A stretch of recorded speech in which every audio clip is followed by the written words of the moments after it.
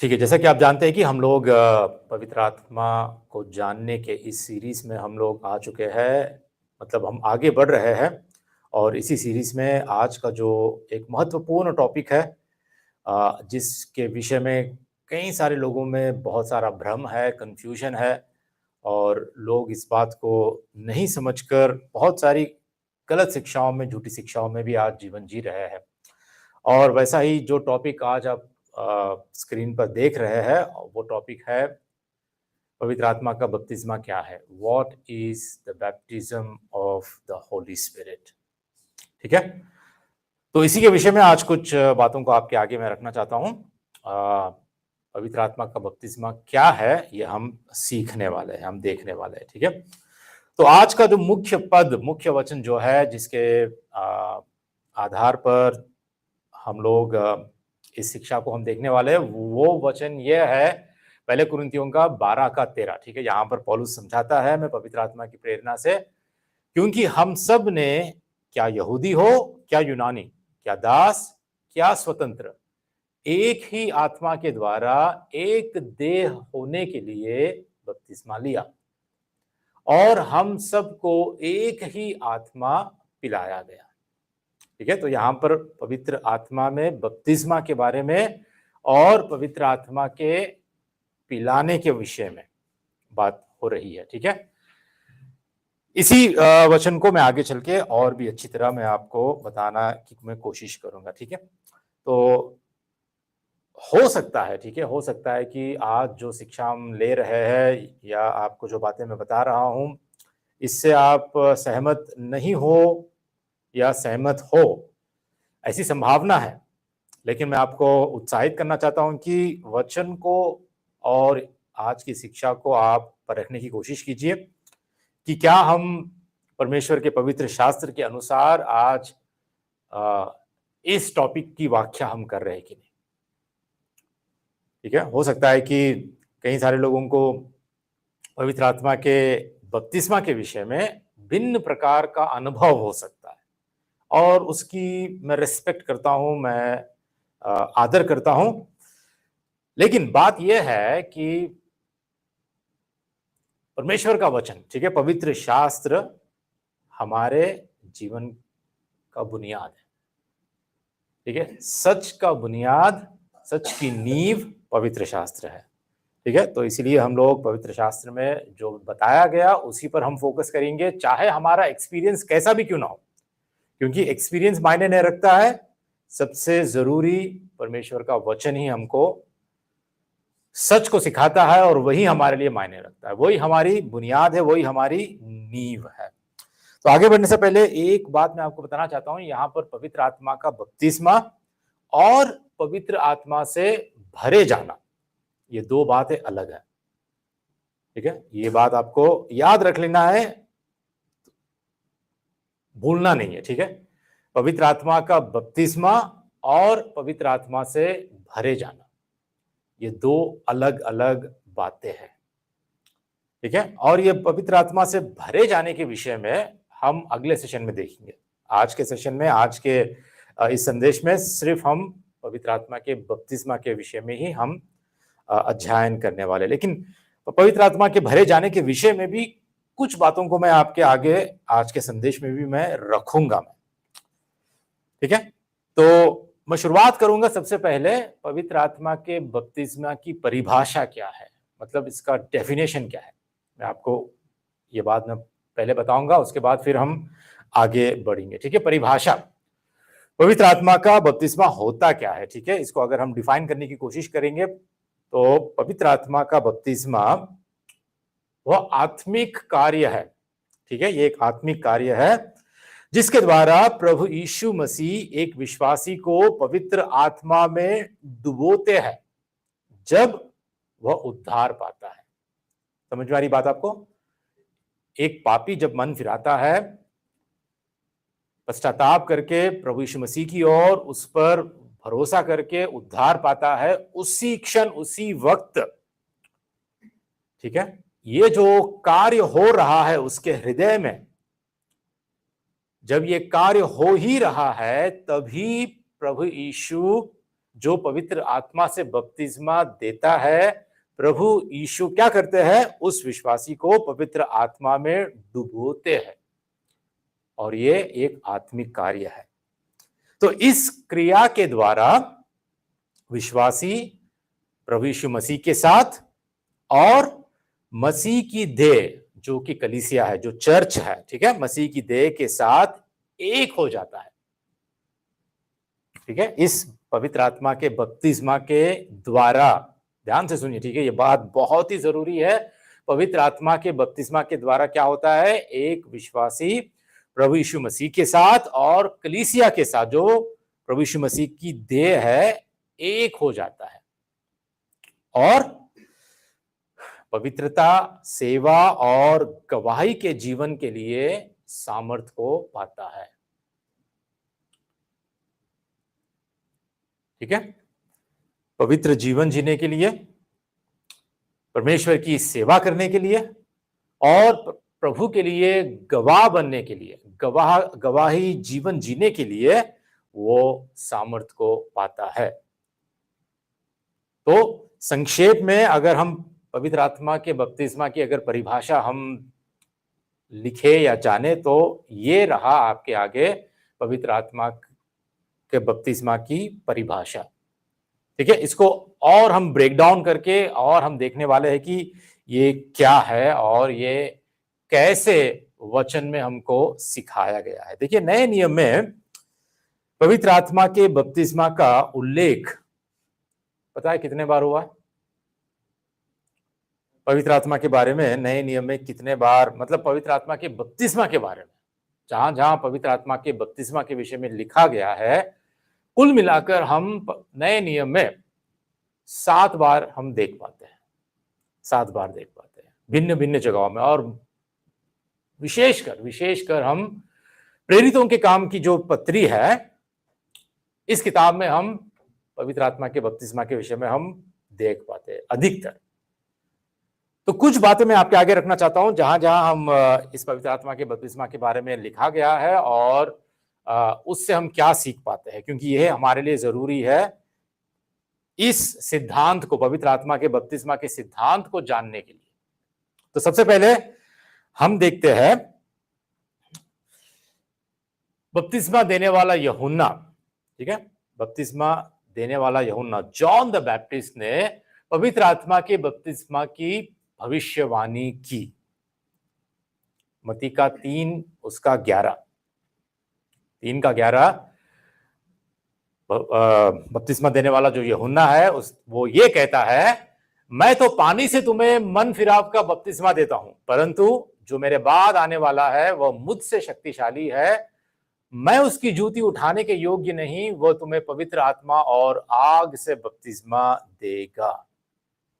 ठीक है, तो यहां पर हम पहली बार नए नियम में यूहन्ना के शब्दों में, यूहन्ना के मुंह से हम सुनते हैं पहली बार पवित्र आत्मा के बपतिस्मा के विषय में, सबसे पहली बार। और यहां पे क्या हो रहा है, यूहन्ना भविष्यवाणी कर रहा है कि एक आएगा और वह क्या करेगा, तुम्हें पवित्र आत्मा में और आग से तुम्हें बपतिस्मा देगा।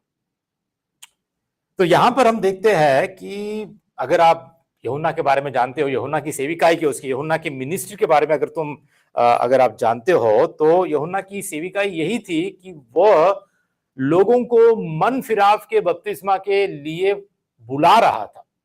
और उतना ही नहीं, प्रभु यीशु मसीह के प्रकट करने के लिए, प्रकट होने से पहले लोगों को वो तैयार कर रहा था, प्रभु के लिए एक रास्ता वो तैयार कर रहा था, उनके लोगों के हृदयों को वो तैयार कर रहा था।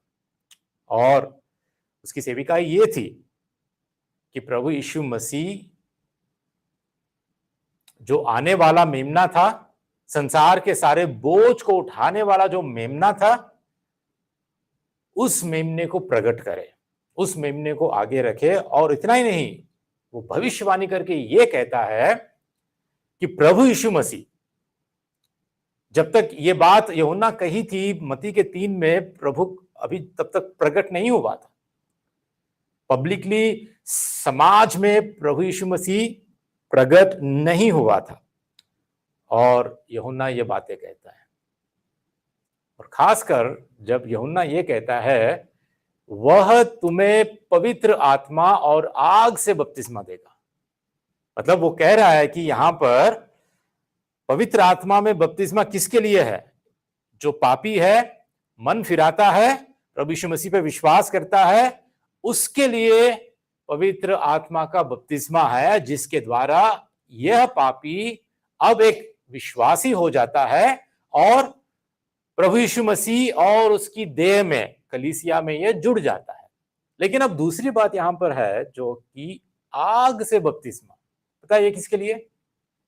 यहां पर बहुत सारे लोग कंफ्यूज होते हैं, बहुत सारे गलत शिक्षा में जीवन जीते हैं, गलत शिक्षा को सुनकर ये आग जो है, कई सारे लोगों का कहने का यही मतलब होता है कि ये भी पवित्र आत्मा की ही आग है, और इसीलिए हर जगह फायर फायर फायर ही होता है, पवित्र आत्मा की आग, पवित्र आत्मा। क्योंकि पेंतिकोस्त के दिन जब पवित्र आत्मा को दिया गया था तो आग के समान, मतलब जो जीभ हर एक चेले पे वो पवित्र आत्मा जब उतरा था तो जीभ की नाई, आग के जीभ की नाई वो आया था, टंग्स ऑफ फायर। और उसको और यहां इस वचन को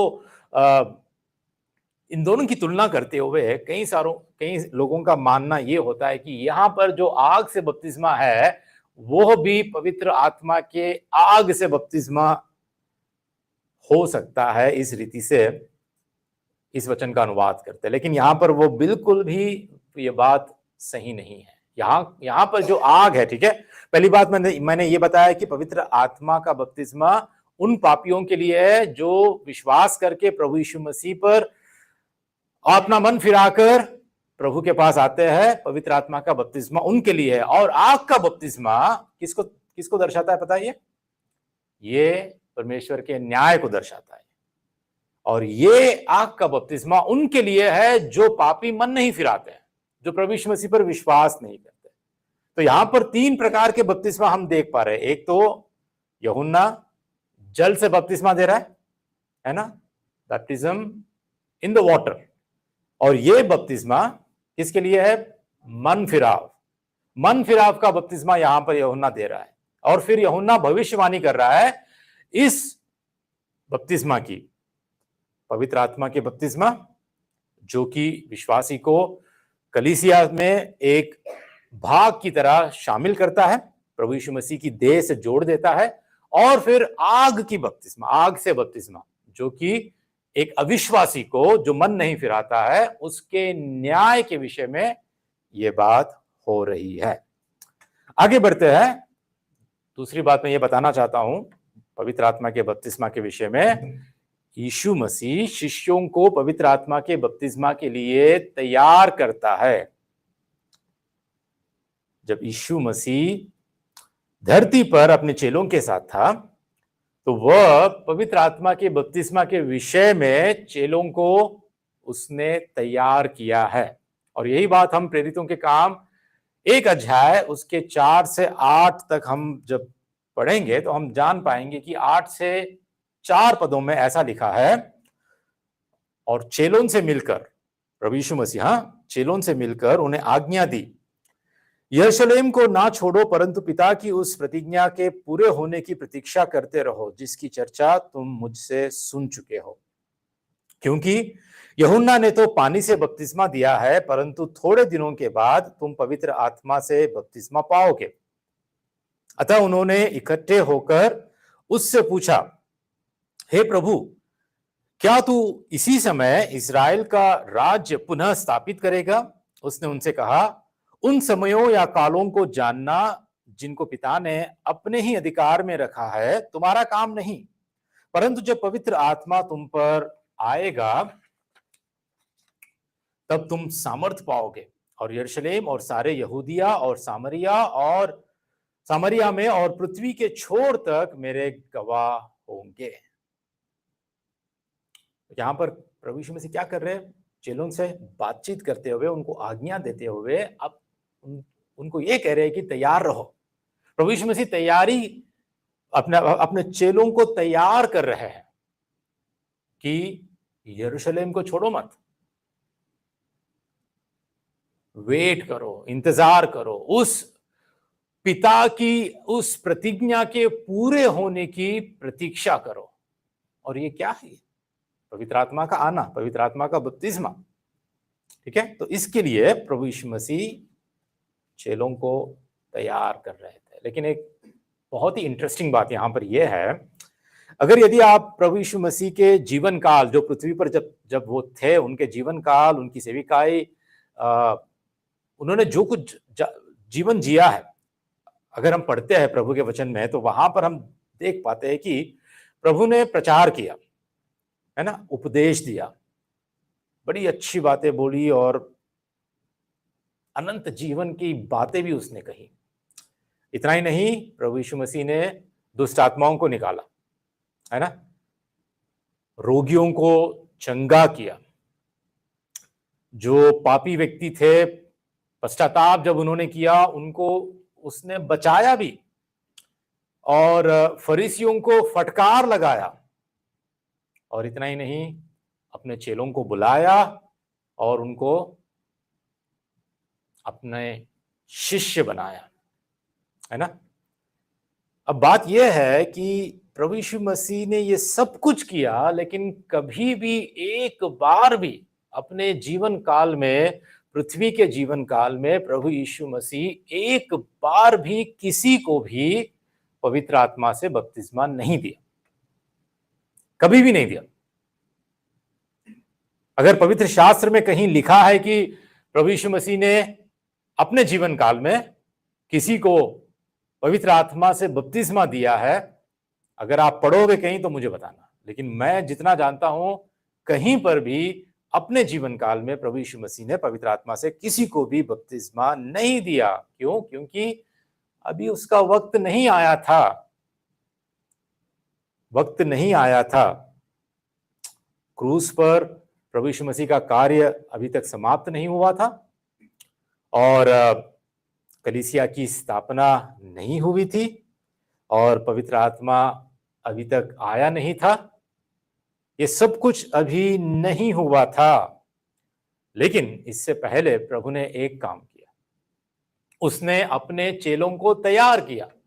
पवित्र आत्मा के बपतिस्मा के विषय में उसने अपने चेलों को तैयार किया और कहा कि यरूशलेम को ना छोड़ो, परंतु पिता की उस प्रतिज्ञा के पूरे होने की प्रतीक्षा करते रहो, जिसकी चर्चा तुम मुझसे सुन चुके हो, है ना। तो इस रीति से, और क्या हुआ उस दिन जब ये प्रतिज्ञा पूरी हुई, पेंतिकोस्त के उस दिन बड़े आश्चर्य का काम हम देख पाते हैं। चेले इसके लिए कोई उनकी वो लोग इंतजार भी नहीं कर रहे थे, वो लोग एक्सपेक्ट भी नहीं कर रहे थे, वो इसकी अपेक्षा भी नहीं कर रहे थे। पता है वो क्या कह रहे थे? यहां पर लिखा है ना, चेले ये पूछते हैं, उन्होंने इकट्ठे होकर उससे पूछा, हे प्रभु, क्या तू इसी समय इजराइल का राज्य पुनः स्थापित करेगा? जब प्रभु यीशु मसीह पवित्र आत्मा के बपतिस्मा के विषय में कह रहे थे, तो चेलों को समझ में नहीं आया प्रभु क्या कह रहा है, किस प्रतिज्ञा। वो लोग ये सोच रहे थे कि पिता की प्रतिज्ञा मतलब इजराइल के प्रजा को रोमियों के अधिकार से छुटकारा, और इजराइल का राज्य फिर से जो गिर गया था, जो मिट गया था, जो हार चुका था, ये राज्य क्या प्रभु फिर से तू स्थापित करने आएगा क्या? देखिए, अंत में तो यही होगा, एक दिन अंत में यही होगा। अभी जो इजराइल का ये युद्ध भी चल रहा है, जो कुछ अभी हो रहा है, एक दिन भविष्यवाणी के पूरा होने में अभी ज्यादा समय नहीं लगेगा। एक दिन इजराइल का राज्य पुनः स्थापित इस धरती पर होगा, और हम भी आत्मिक इजराइल की तरह हम भी इस धरती पर राज्य करेंगे। जो पुरानी धरती निकल जाएगी, नाश हो जाएगी, और नई धरती, जब नया यरूशलेम, नए जो वो क्या कहते हैं कि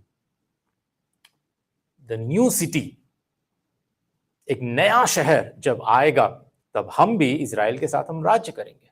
हम है आत्मिक इजराइल जो हम प्रभु के साथ हम राज्य करेंगे। ठीक है, तो चेले इस बात को जो आगे चल के होने वाला है उस बात को ही चेले प्रभु से आकर पूछते हैं कि क्या अब इजराइल का राज्य तू पुनः स्थापित करेगा। लेकिन प्रभु यीशु मसीह का उद्देश्य वो नहीं था। प्रभु और कुछ कह रहा था और उनको ये बात समझ में नहीं आई। तो उस दिन उस पिता की आज्ञा पूरी हो गई जिस दिन पवित्र आत्मा आया। और ये एक ऐतिहासिक घटना जो कभी नहीं हुई थी और कभी होने वाली नहीं दोबारा, उस घटना के विषय में हम पढ़ते हैं प्रेरितों के दूसरे अध्याय में, जहां पर पवित्र आत्मा पेंतिकोस के दिन, ठीक है, पेंतिकोस का दिन पवित्र आत्मा उतर आया और ये कलीसिया का आरंभ, कलीसिया का जन्म उसी दिन हुआ। ठीक है, जहां पर हम देखते हैं the birth of the church, कलीसिया का जन्म उस पेंतिकोस के दिन पवित्र आत्मा के आने से, पवित्र आत्मा के बपतिस्मा के द्वारा कलीसिया का जन्म हुआ। ठीक है, और ऐसा नहीं है, ये बात आपको ध्यान रखना है कि ऐसा नहीं है कि पवित्र आत्मा उस दिन आने के बाद अब फिर से एक बार कलीसिया मर जाएगी, कलीसिया का अंत होगा, फिर कलीसिया का फिर से जन्म होगा, फिर कलीसिया में फिर से पवित्र आत्मा के द्वारा फिर से जन्म होगा। ऐसा नहीं है।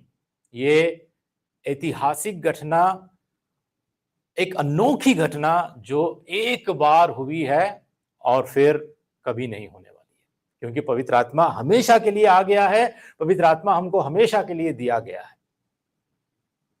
ठीक है, कलीसिया की जो शुरुआत हुई है, कलीसिया का जो जन्म हुआ है, वो आज भी कलीसिया चल रही है, जीवित है, और प्रभु की जो दुल्हन है वो आज भी आगे बढ़ रही है। तीसरी बात मैं आपको बताना चाहता हूं वो है पेंतिकोस्त पवित्र आत्मा के बपतिस्मा और पवित्र आत्मा से भरे जाने दोनों का अनुभव किया गया वादा है। तो जैसा कि मैंने बताया, पवित्र आत्मा का बपतिस्मा अलग है और पवित्र आत्मा से भरे जाना अलग है, ये दो बातें अलग है। लेकिन उस दिन, पेंतिकोस्त के दिन, ये दोनों का अनुभव शिष्यों ने किया। ये एक अनोखी घटना है जहां पर दोनों का अनुभव एक साथ हुआ है, दोनों का अनुभव एक साथ। जैसा कि अब हम पढ़ते हैं प्रेरितों के काम के दूसरे अध्याय में 1 से 4, जब पेंतिकोस्त का दिन आया तो वे सब एक जगह इकट्ठे थे और अचानक आकाश से बड़ी आंधी के समान सनसनाहट का शब्द हुआ और उससे सारा घर जहां वे बैठे थे गूंज गया और उन्हें आग के समान जीवें फटती हुई दिखाई दी और उनमें से हर एक पर आ ठहरी।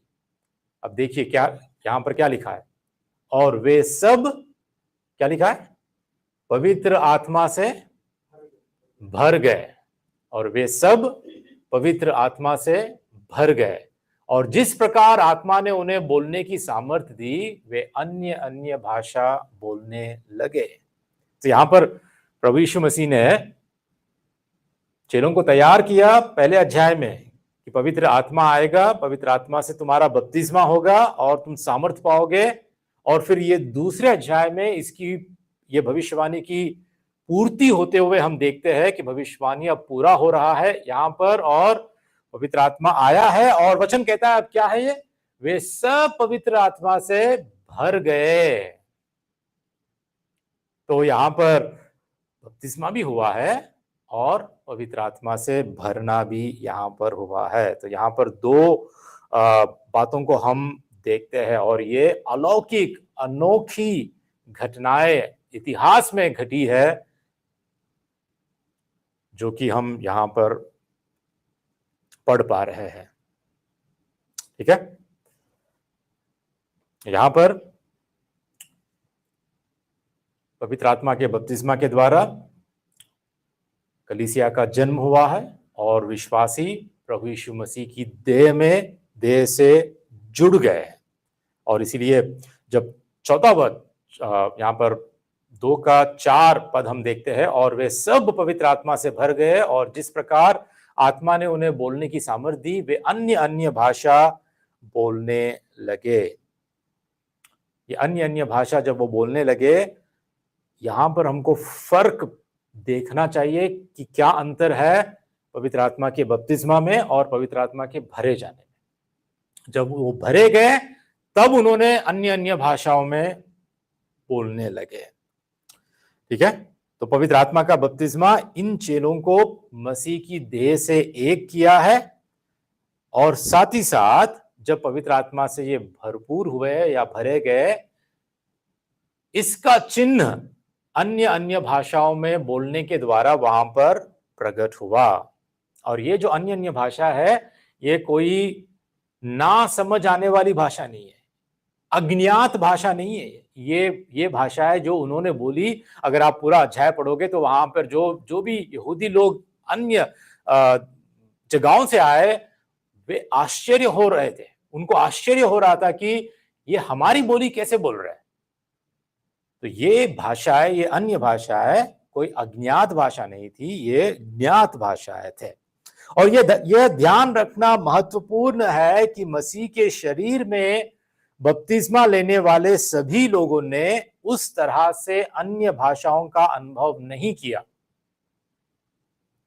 जैसा कि प्रेरितों के काम में पेंतिकोस्त के बारे में बताया गया है। आगे चल के हम देखते हैं कि जब पवित्र आत्मा का बपतिस्मा हुआ दूसरे विश्वासियों पर, तो कुछ जगहों पर हम देखते हैं कि उन्होंने अन्य भाषाओं में बात नहीं किया। ठीक है, जब पतरस इसके बाद, ठीक है, जब पवित्र आत्मा आया और पतरस इसके बाद प्रचार करने लगा, तो आप जानते हैं कि कलीसिया में 3000 लोग उस दिन बचाए गए। 3000 लोग मन फिराए और प्रभु यीशु मसीह पर विश्वास करने लगे।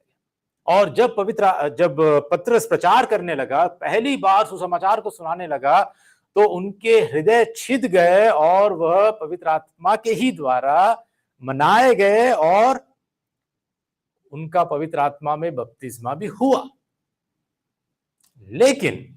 लेकिन वचन में हम ये कहीं नहीं पाते कि ये 3000 लोग अन्य भाषा में भी बात किया है। आप पढ़कर देख लीजिए, हमको वचन में कहीं नहीं दिखता है पवित्र शास्त्र में कि ये 3000 लोग जब पवित्र आत्मा उनको दिया गया या पवित्र आत्मा से बपतिस्मा उनका हुआ, ये लोग प्रभु की देह से, कलीसिया से जुड़ गए, कलीसिया के भाग हो गए, वो कलीसिया के अंग बन गए। लेकिन ऐसा कहीं नहीं लिखा है कि ये अन्य भाषा में बातें की। इतना ही नहीं, हम अगर प्रेरितों के 16 अध्याय में भी अगर हम देखते हैं, तो वहां पर 16 अध्याय में 2 महत्वपूर्ण बातें। एक है एक स्त्री के विषय में जिसका नाम था लुदिया, और एक जेल का दरोगा होता है। ठीक है, ये 2 व्यक्तियों के बारे में वहां पर लिखा गया है कि प्रभु ने इनका हृदय परिवर्तन कर दिया, इनका जीवन को बदला दिया और इनको बदला दिया, इनका उद्धार किया। और ये घटना हम देखते हैं प्रेरितों के काम के 16 अध्याय में, जहां पर ये घटना घटित हुई है फिलिप्पी नामक एक जगह पर। ठीक है, फिलिप्पी नामक एक जगह पर लुदिया और दरोगा, इन दोनों का उद्धार हुआ है। लेकिन वहां पर भी हम देखते हैं कि जब परमेश्वर ने इनके मन को खोल दिया, पवित्र आत्मा के ही द्वारा इनमें कार्य हुआ, तो इन्होंने भी अन्य भाषा में बात नहीं की। इन्होंने भी अन्य भाषा में बात नहीं की। और बाद में जब फिलिपियों की पत्री जब पौलुस लिखता है, वहां पर भी पौलुस कहीं पर भी पवित्र आत्मा के बपतिस्मा के विषय में या पवित्र आत्मा के द्वारा अन्य भाषाओं में बात करने के विषय में कहीं पर भी फिलिपियों की पत्री में नहीं लिखता है। अन्य भाषाओं का उल्लेख केवल हम पहले कुरिन्थियों के पत्री में ही हम पाते हैं, जहां पर अन्य भाषाओं के बोलने का ये जो है एक वरदान के रूप में इसको हमें बताया गया है, ना कि ये मसीह के देह में जुड़ने का प्रतीक है या एक प्रमाण है। ठीक है, अन्य भाषाओं में जो बोलता है ये मसीह के शरीर से जुड़कर जैसा पवित्र आत्मा का बपतिस्मा होता है उसके समान इसको देखा नहीं गया है। पवित्र आत्मा का बपतिस्मा अलग है और पवित्र आत्मा से भरे जाना अलग है।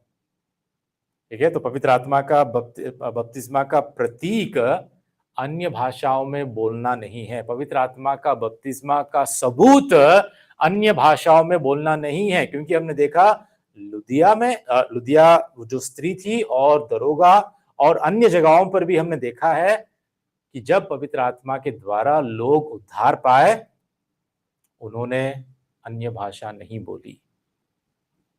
लेकिन कुछ घटनाओं पर हम देख पाते हैं जहां पर दो काम हुए हैं, जैसे कि पेंतिकोस के दिन दो काम हुए हैं। एक तो है पवित्र आत्मा में बपतिस्मा और दूसरा काम था पवित्र आत्मा से भरपूर होना, पवित्र आत्मा से भरे जाना। और यही बात और एक जगह भी लिखी हुई है जो बिल्कुल पेंतिकोस के दिन जैसा हुआ था। ये दो घटनाएं एक साथ जो घटी थी वैसे ही हम देख पाते हैं प्रेरितों के काम 11 में, जहां पर पतरस ने बताया कि पवित्र आत्मा बिना किसी भेदभाव के अन्य जातियों को बपतिस्मा दे रहा था।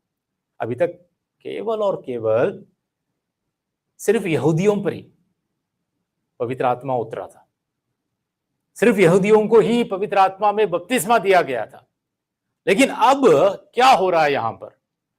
यदि हम प्रेरितों के काम का 10वां अध्याय हम पढ़ते हैं, 10वां अध्याय उसमें 39 से 48 तक अगर हम देखते हैं तो पतरस ये बातें कही रहा था कि पवित्र आत्मा वचन के सब सुनने वालों पर उतर आया और जितने खतना किए हुए विश्वासी पतरस के साथ आए थे वे सब चकित हुए कि अन्य जातियों पर भी पवित्र आत्मा का दान उंडेला गया है, क्योंकि उन्होंने उन्हें भांति भांति की भाषा बोलते और परमेश्वर की बढ़ाई करते सुना।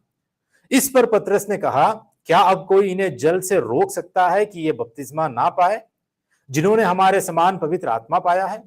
और उसने आज्ञा दी कि उन्हें यीशु मसीह के नाम से बपतिस्मा दिया जाए। तब उन्होंने उससे विनती की कि कुछ दिन और हमारे साथ रहे। तो यहां पर क्या हो रहा है? एग्जैक्टली जो पेंतिकोस के दिन हुआ था वैसे ही पवित्र आत्मा आया अब। लेकिन अब जो सुनने वाले हैं वो यहूदी नहीं है, ये अन्य जाति है, गैर यहूदी है। और गैर यहूदियों पर भी जब पवित्र आत्मा, जब पतरस बातें कर ही रहा था तो पवित्र आत्मा आ गया और इनको पवित्र आत्मा दिया गया, इनका पवित्र आत्मा से बपतिस्मा हुआ। साथ ही साथ बपतिस्मा के साथ साथ ये पवित्र आत्मा से भरे गए और यह अन्य भाषा बोलने लगे। और यहां पर जो यहूदी थे वो चकित रह गए, वो अचंबा कर रहे थे कि अन्य जातियों को भी पवित्र आत्मा दिया गया। क्या आपने देखा कि जो ये यहूदी है, जो खतना किए हुए विश्वासी, ठीक है, यहां पे लिखता है खतना किए हुए विश्वासी, इस बात से हैरान थे कि पवित्र आत्मा अन्य जातियों पर भी कैसे उतरा। और इस विवरण को हम कभी नहीं भूलना चाहिए हमको, क्योंकि यह अविश्वसनीय क्षण है जो पूरी समझ को खोलने की चाबी है। ये एक बात, क्योंकि ये अचंबा करने लगे, ये चकित और हैरान हो गए कि कैसे पवित्र आत्मा अन्य जातियों को भी दिया गया। और इसीलिए अब पतरस 11 अध्याय में आकर अब ये घोषित करता है वहां के यरूशलेम के लोगों को, जितनी भी यरूशलेम की कलीसिया थी, जहां अभी तक हमने देखा 3000 लोग एक बार उस पेंतिकोस के दिन उद्धार पाए, वो कलीसिया जो मेन हेडक्वार्टर्स था, ठीक है, वो कलीसिया में अब पतरस आता है, जिसका ये नायक भी था, पास्टर भी था वहां पर पतरस।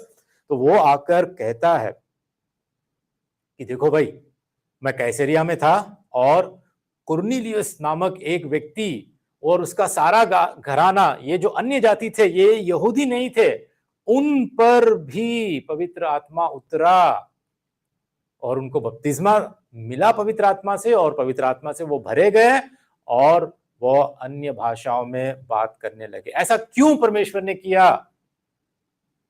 क्योंकि इसके पीछे एक कारण है, क्योंकि यहूदियों की जो सोच थी, पता है, यहूदियों की जो मेंटालिटी थी, उनकी सोच यही थी कि हमारे सिवा और कोई उद्धार नहीं पाएगा, हमारे सिवा और किसी को पवित्र आत्मा नहीं मिलेगा, हम ही हैं चुने हुए जिसको परमेश्वर ने चुनकर पवित्र आत्मा दिया है, उद्धार केवल हमारा ही है। लेकिन इस भेदभाव को दूर करने के लिए अब परमेश्वर ने एक विशेष कार्य ऐसा किया, इतिहास में एक ऐसी घटना घटी जहां पर पवित्र आत्मा अब अन्य जातियों को भी दिया गया, अन्य जातियों को भी पवित्र आत्मा का बपतिस्मा दिया गया। और इसीलिए परमेश्वर इंतजार करने लगा जब तक कि पतरस वहां नहीं आए, जब तक पतरस आके खुद प्रचार ना करे, तब तक पवित्र आत्मा उनके ऊपर उतर नहीं आया था, तब तक पवित्र आत्मा का बपतिस्मा उनको नहीं मिला। और जब पतरस आकर सुनाने लगा, तभी वो पवित्र आत्मा से बपतिस्मा उनका हुआ और वो कलीसिया के सदस्य बन गए, कलीसिया में वो शामिल हो गए। ठीक है, तो ये एक बहुत ही एक्स्ट्रा ऑर्डिनरी इवेंट है, ये एक बहुत ही अलौकिक घटना है जहां पर अब परमेश्वर की दृष्टि में कोई भेदभाव नहीं रहा, चाहे वो यहूदी हो या गैर यहूदी। इसलिए अब पौलुस यही बात को समझाता है, पवित्र आत्मा का बपतिस्मा क्या है, पवित्र आत्मा का बपतिस्मा की परिभाषा क्या है। पौलुस अब हमको पहले कुरिन्थियों का 12 का 13 में जो अभी तक हमने पढ़ा था, पौलुस बताता है कि हम सभी को एक आत्मा द्वारा बपतिस्मा दिया गया है। यहूदियों को कुछ अलग आत्मा या यूनानियों को अलग आत्मा, ऐसी बात नहीं है, एक ही आत्मा का बपतिस्मा दिया गया है। जहां पर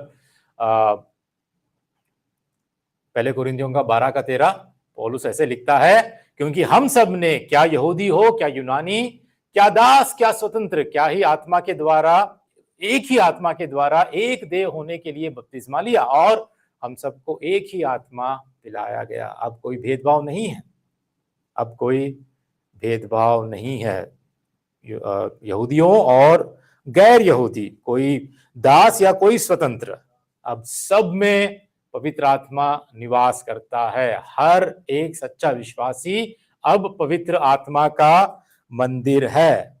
लेकिन आज यदि कोई मसीह के शरीर के भीतर ऐसा भेद करने की कोशिश करता है, विश्वासियों के बीच में ही अगर कोई ऐसा भेदभाव दिखाता है कि ये विश्वासी पवित्र आत्मा का बपतिस्मा पाया और ये विश्वासी पवित्र आत्मा का बपतिस्मा नहीं पाया, तो ये थोड़ा बड़ा है, सीनियर है या अच्छा है या आदर सम्मान के योग्य है, लेकिन ये जो विश्वासी अभी तक पवित्र आत्मा का बपतिस्मा नहीं पाया, ये नीचा है। ऐसी बात अगर कोई भेदभाव करता है तो परमेश्वर के वचन के अनुसार हमें उसको स्वीकार नहीं करना चाहिए। क्यों? क्योंकि हर विश्वासी, हर सच्चा विश्वासी, हर विश्वासी पवित्र आत्मा में बपतिस्मा पाया हुआ है। ठीक है, हर सच्चा विश्वासी पवित्र आत्मा के द्वारा ही बपतिस्मा पाता है और तभी उसका उद्धार होता है।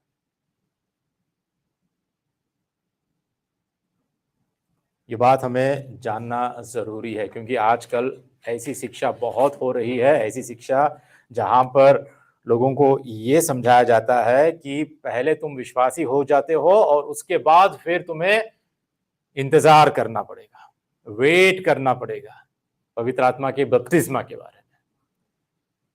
उसके लिए तुम्हें प्रार्थना करनी पड़ेगी, उपवास करना पड़ेगा, उसके लिए तुम्हें बहुत वेट करना पड़ेगा, इंतजार करना पड़ेगा, तभी पवित्र आत्मा का बपतिस्मा तुमको मिलेगा। तब तक तुम्हें नहीं मिलेगा। लेकिन वचन हमको कहीं पर भी ऐसा नहीं सिखाता है। जिस दिन हमारा उद्धार हुआ, जिस दिन हमारा नया जन्म हुआ, उसी दिन पवित्र आत्मा से हमारा बपतिस्मा भी हुआ है। और हम अगर कलीसिया में सच्चे विश्वासी है और हमारे साथ और भी अन्य विश्वासी है, तो उनमें और हम में कोई भेदभाव नहीं है, भेदभाव करना भी नहीं चाहिए। अगर कोई कहता है कि नहीं नहीं तुम छोटे विश्वासी हो क्योंकि अभी तक तुमने पवित्र आत्मा का बपतिस्मा नहीं पाया, तो ये गलत बात है। हर सच्चा विश्वासी जिसका नया जन्म हुआ है, वो पवित्र आत्मा के द्वारा बपतिस्मा पाया है। लेकिन हो सकता है वो पवित्र आत्मा के द्वारा दिन प्रतिदिन भरे नहीं जा रहा है, ये बात अलग है। इसलिए मैंने शुरुआत में कही, पवित्र आत्मा का बपतिस्मा अलग है, पवित्र आत्मा से भरे जाना अलग है, दोनों में फर्क है। आगे चल के हम पवित्र आत्मा में भरे जाने का अर्थ क्या है वो और भी हम देखने वाले हैं। लेकिन बात हमको ये समझना चाहिए कि पवित्र आत्मा में बपतिस्मा हर विश्वासी पाता है। और सोच के देखिए कि पवित्र आत्मा के बपतिस्मा के बारे में कहीं पर भी, सारे पवित्र शास्त्र में कहीं पर भी हमको ये नहीं सिखाया गया कि पवित्र आत्मा के बपतिस्मा के बारे में प्रार्थना करो, मांगो, पवित्र आत्मा के बपतिस्मा के बारे में उपवास करो। प्रभु ने कहा कि क्या मेरा पिता, जब तुम बुरे हो के अपने बच्चों को अच्छी वस्तुएं देना तुम जानते हो, तो क्या पिता अपने मांगने वालों से पवित्र आत्मा नहीं देगा? ठीक है, तो यहां पर जो पवित्र आत्मा की भरपूरी है उसके विषय में है, लेकिन पवित्र आत्मा के बपतिस्मा के विषय में नहीं। क्योंकि हमें कहीं पर भी आज्ञा हमको ये नहीं दी गई कि तुम्हें पवित्र आत्मा के बपतिस्मा के विषय में प्रार्थना करनी चाहिए। पवित्र आत्मा की भरपूरी के लिए प्रार्थना करो, बिल्कुल, ये आज्ञा भी दी गई है। इफिसियों की पत्री के 5वें अध्याय में पौलुस हमें साफ साफ सिखाता है कि पवित्र आत्मा की भरपूरी के लिए, पवित्र आत्मा के भरे जाने के लिए तुम्हें मांगना चाहिए। लेकिन पवित्र आत्मा की बपतिस्मा के विषय में कहीं पर भी हमको ये आज्ञा नहीं दी, क्योंकि ये परमेश्वर का कार्य है, ये खुद परमेश्वर का कार्य है जो हमारे जीवन में वो करता है। वो अपने संप्रभु इच्छा के अनुसार, अपने वो योजना के अनुसार परमेश्वर हमारे जीवनों में ये पवित्र आत्मा के बपतिस्मा का कार्य करता है। तो अभी तक हमने क्या सीखा है? प्रेरितों के काम की पुस्तक कलीसिया के जन्म की एक अनोखी और बुनियादी तस्वीर प्रस्तुत करती है। ठीक है, कलीसिया का जन्म एक बार हमेशा के लिए हो गया है, ऐसा नहीं कि बार बार अब होगा। कलीसिया मरेगी, फिर उठेगी, फिर जिएगी, फिर ऐसा नहीं है। एक बार के लिए कलीसिया का जन्म हो गया है, पवित्र आत्मा आ गया है, पवित्र आत्मा के द्वारा, बपतिस्मा के द्वारा कलीसिया का जन्म हो गया है। ऐसा नहीं है कि पवित्र आत्मा अब चला जाएगा, फिर आएगा, फिर जाएगा, फिर आएगा, ऐसा नहीं है। इतिहास में हम देखते हैं कि पवित्र आत्मा एक ही बार कलीसिया के जन्म के लिए आ गया है। दूसरी बात, किसी को भी पवित्र आत्मा का बपतिस्मा लेने या उसके लिए प्रार्थना करने का आदेश कभी नहीं दिया गया, जैसे मैंने अभी तक आपको बताया। और हम क्या सीखे हैं? पवित्र आत्मा के बपतिस्मा के साथ साथ अन्य भाषा और असाधारण घटनाएं भी हुई, जो मुख्य रूप से इस बात का संकेत थी कि परमेश्वर कुछ नया कर रहा था। ठीक है, कुछ नया कर रहा था। जैसे कि पहली बार अन्य जातियों के ऊपर पवित्र आत्मा आया, दैट इज समथिंग न्यू, जिससे यहूदी जो खतना किए हुए विश्वासी थे वे भी अचंभा किए। ठीक है, प्रेरितों के काम में आधारभूत क्षणों के बाद पौलुस पवित्र आत्मा के बपतिस्मा को केवल उन विश्वासियों से संबंधित बताता है जिन्हें मसीह के शरीर में जोड़ा जा रहा था। देखिए, कुछ लोग ना पवित्र आत्मा के बपतिस्मा को एक सेकंड ब्लेसिंग भी कहते हैं। सेकंड ब्लेसिंग, उनको लगता है कि पहले तुम विश्वासी बनो, उद्धार पाओ, उसके बाद में तुम पवित्र आत्मा को पाओ और पवित्र आत्मा के लिए प्रार्थना करो, जिसको दूसरा आशीष भी लोग कहते हैं। लेकिन ये कहीं पर भी हम नहीं पाते हैं। वचन में। ठीक है, पवित्र आत्मा का बपतिस्मा सभी विश्वासियों को मसीह के शरीर में शामिल करने के लिए है। यह पवित्र आत्मा से भरने से अलग है और इसमें जरूरी नहीं कि अन्य भाषा शामिल है। पवित्र आत्मा के बपतिस्मा अगर तुम पाए हो तो जरूरी नहीं है कि तुम अन्य भाषा बोलोगे। अन्य भाषाओं का वरदान अलग है जो सबको नहीं दिया जाता है। ये वचन हम पहले कुरिन्थियों के पत्री में हम साफ साफ हम देख पाते हैं कि यह वरदान सबके लिए नहीं है, परंतु पवित्र आत्मा का बपतिस्मा सब विश्वासी के लिए है और हर विश्वासी पवित्र आत्मा का बपतिस्मा पाया हुआ होता है। सभी अन्य भाषाएं नहीं बोलेंगे, लेकिन सभी को मसीह के शरीर में बपतिस्मा दिया जाएगा। ये पवित्र शास्त्र हमें सिखाता है और सभी को आत्मा से भरने की आज्ञा भी दी गई है, लेकिन इसका मतलब ये नहीं कि सभी अन्य भाषाओं का अनुभव करेंगे।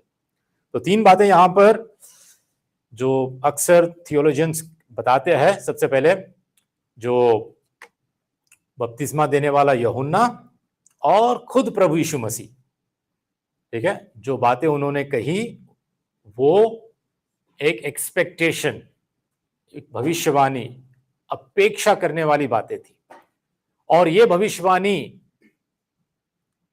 जो पूरी हुई प्रेरितों के काम के दूसरे अध्याय में हम देख पाते हैं, जहां पर इट वॉज एन एक्सपीरियंस, पवित्र आत्मा का अनुभव हुआ।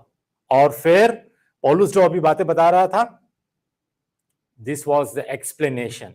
बपतिस्मा क्या है, पवित्र आत्मा का बपतिस्मा क्या है, पौलुस हमको पहले कुरिन्थियों का 12 का 13 में वहां पर स्पष्ट रीति से उसका स्पष्टीकरण हमको दे रहा था। ठीक है, एक एक्सपेक्टेशन, उसके बाद एक्सपीरियंस और तीसरी बात एक्सप्लेनेशन।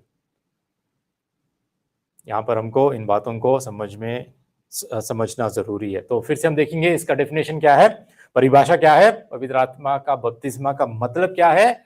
यह एक अलौकिक कार्य है, आत्मिक कार्य है, जिसके द्वारा प्रभु यीशु एक विश्वासी को पवित्र आत्मा में डुबोते हैं जब वह उद्धार पाता है।